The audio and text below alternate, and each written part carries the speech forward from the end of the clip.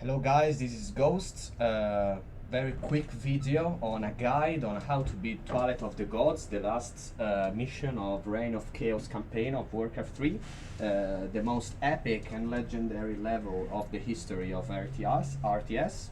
And we are doing that with Goblin Landmines, which is a very cheeky and easy way to win this level. I always used to look for guides that help me to clear this level in a creative way, but I've never found a video when I was a kid. So like 20 years after that, I said, okay, let's do that myself. So this is the last mission, and in theory it's a defensive mission. We have to defend for 40 minutes against endless waves of undead and demons, defending Jaina, human's base, and orc base of Thrall. And at a certain point the enemies will be too many and we will have to back off, but of course it's possible to clear this level without landmines, but with this method it's way more fun because we are going to destroy the whole base of the enemy and we won't have to defend anything. We just have to wait 40 minutes until the level finishes, and it's a very cheeky way and funny way to take the revenge on this very infamous level that not only we had to love and hate in Warcraft 3 but also in World of Warcraft with the Hyjal Summit. This is one of the most representative methods, the most representative level, sorry. So the first thing I'm going to do with Furion and Tyrande is to destroy crates, sell all the items that I have to the goblin shops that are in Thrall's base and Night Elf base, defending with random things that I have, and start to destroy the enemy base. So I'm destroying the crates in my base just to get some potions that I will sell to have more money. So the trick is here is that the enemy starts with 0 acolytes. So if we can arrive in the enemy base very quickly, destroy the necropolis and destroy the acolytes, the enemy won't be able to build any more buildings and any more units during the rest of the level. So I'm selling here all the items. I already have 6 mines from a previous level, but it's not necessary. You can also do this trick with only the mines you find here at the shop. So now I have 12 landmines. It's even more than enough. I have to take the inv pot and the TP, so my Tyrande can have a chance because the enemy base will be full of things. Let's send a scout owl, and Furion will be waiting for the next Goblin Landmines and the next invulnerability potion. In the meantime, you have to remember that you have to defend at least the first 2 or 3 waves. So send absolutely everything you have just near the human base so it can resist. Because if Jaina loses while we are destroying Archimonde's base, we will have to reset the mission because the undead base will move every building. So they will rebuild everything again. As you can see, they have only 1 acolyte now. So if we can kill this Akko and destroy the necropolis, we basically won the level. So now what I'm doing is with the invulnerability potion, placing a lot of mines near the necropolis and killing the acolyte. The acolyte is dead, and I have put all 12 of my landmines near the necropolis. It's even more than enough, just to be sure, and then I TP out. As you can see, now the necropolis will be blown up.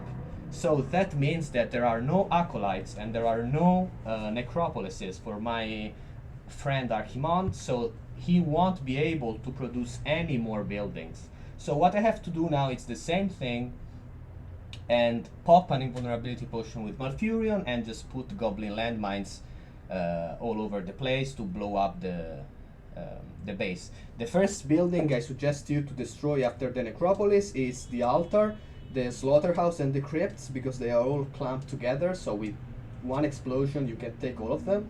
And also the altar, because the undead heroes that are going to go towards you are very strong, and the first one is the Lich, level 10 Lich. So now we destroyed also the altar, the slaughterhouse and the crypt. Basically the level is over, and waves will be soon no more coming, won't come anymore. As you can see now, already the waves are very weird because there are some units missing from the undead base. So the only tricky part is the part I showed you at the beginning, when you have to kill the acolyte and immediately after that you have to kill the necropolis. You have to be very fast. You have to maybe try this level a couple of times, because if you are too slow to buy the landmines and to buy the invulnerability pots, you arrive at Archimonde's base that there are more than one acolytes, or maybe there are 3 or 4 acolytes, and that means it will be very hard for you to kill all of them in a single run, in a single shot of Goblin landmines. But if you are very quick, as we saw, there will be only one acolyte in their base, and after you kill that and you kill the necropolis, there are no way for them to rebuild. So here basically the mission is over. This will be the last wave of real units that are coming towards us. Also I saved Tyrande, which is always nice. I think Furion has more. As you can see with my scout owl, there are only 1 crypt and 1 temple of the doomed left, so he can only build things from crypt and temple.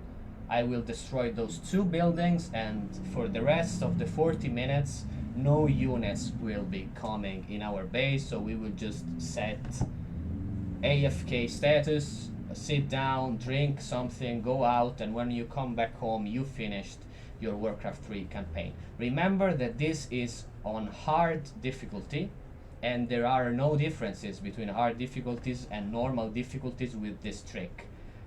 Maybe there are more units, I think, in the undead base, but the base is the same. The layout is the same, the items are the same, just they pop more units during the waves, but it's really not important, so you can easily do that in normal mode and also in hard mode on classic graphics and on reforged graphics. So now I'm just, for the sake of showing you again, of course this is a game I played 1 hour ago, just to make you understand. I wanted first to play and then to comment it.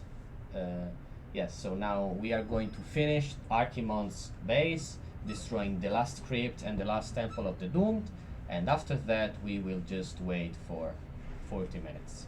So the only important thing for you is to sell immediately all the items, buy the Goblin landmines, buy the invulnerability pot, run very quickly in Archimonde's base and try to kill the Acolyte and the Necropolis in the first attack. If you do that, then with the follow-up of Malfurion you can kill the altar, as I showed you, and with the altar also killed, you probably won't be able to lose even if you go AFK immediately, but I think Jaina can hold with just those buildings.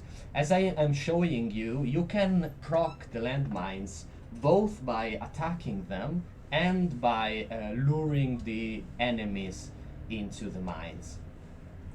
So if the enemy chases you, you can just put landmines where you are and they will immediately blow off. But if they don't follow you, you can just attack them with range and they will blow up eventually. So it's very important to make the mines blow up and to scout with the owl to see how much damage is done. This archer, I don't know where it is going. Everything I'm doing in Jaina's base, it's useless. Like, you can just win this level with Tyrande and Furion actually. So yes, as you can see, we just need to make those 2 mines blow and the level will be over. I will quickly go forward to show you. Yes, as I can show you here, you can attack the landmines in order to blow it up, or make you follow by the endless infernal. So now the level is over because there are no production buildings left from Archimonde's side.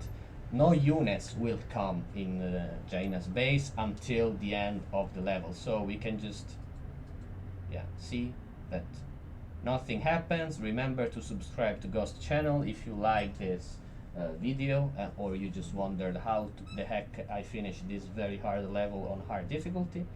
As you can see, I'm just not doing anything for half an hour.